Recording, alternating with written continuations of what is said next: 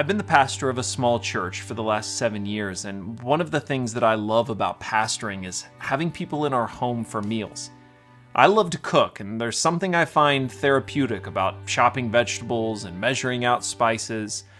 And there is something about sharing food with friends that seems universally meaningful.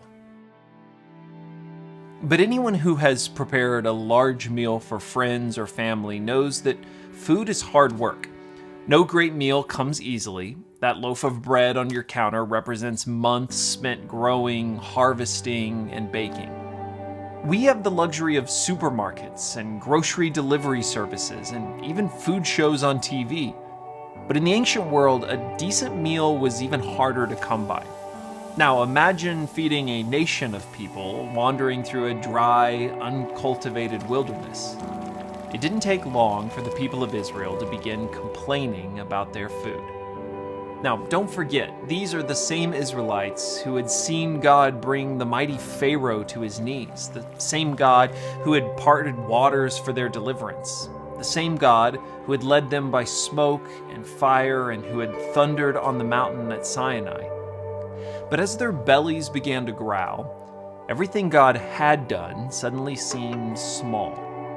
That our stomachs can so deeply impact our perspective on life also seems universal.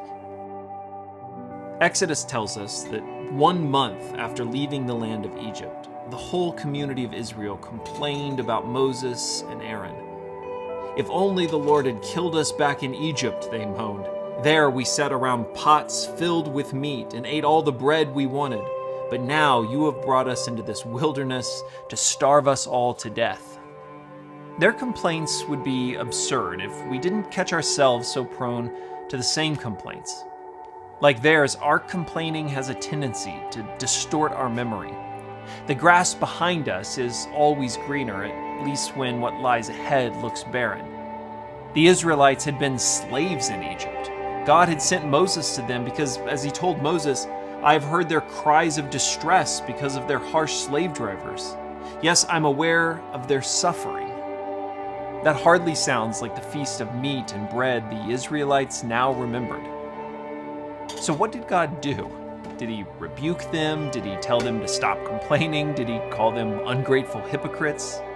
Exodus reads, "Then the Lord said to Moses, 'Look, I'm going to rain down food from heaven for you.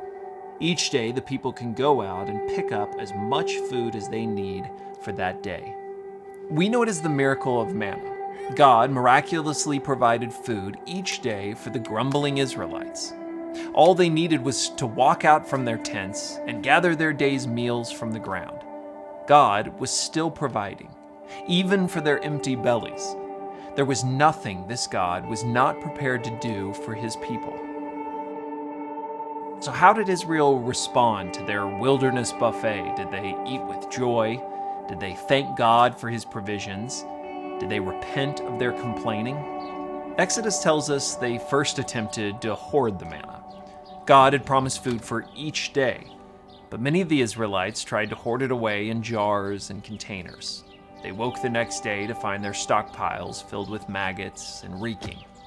Second, and maybe worse, they began to complain again, this time that they had no meat. It's easy to shake your head in frustration and disbelief at these ungrateful Israelites. I mean, how, after receiving so many miracles, can they complain and still distrust God? But then an uncomfortable question sinks in. Might we be like them? Might God be providing for us, and in our desperation, we hoard it away without a moment's gratitude?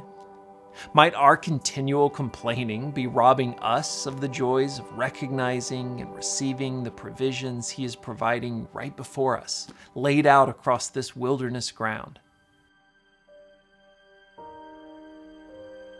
Tonight, my family will probably sit down at our table as we usually do.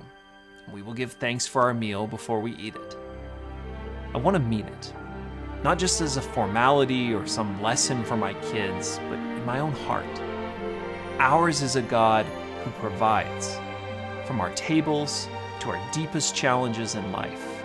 and how prone we are to missing all the ways he is pouring out his grace and mercy and fullness to us. In the wilderness littered with manna, or around our own tables spread with weekend meals, all that we have is a gift from him. Our God provides. Listen.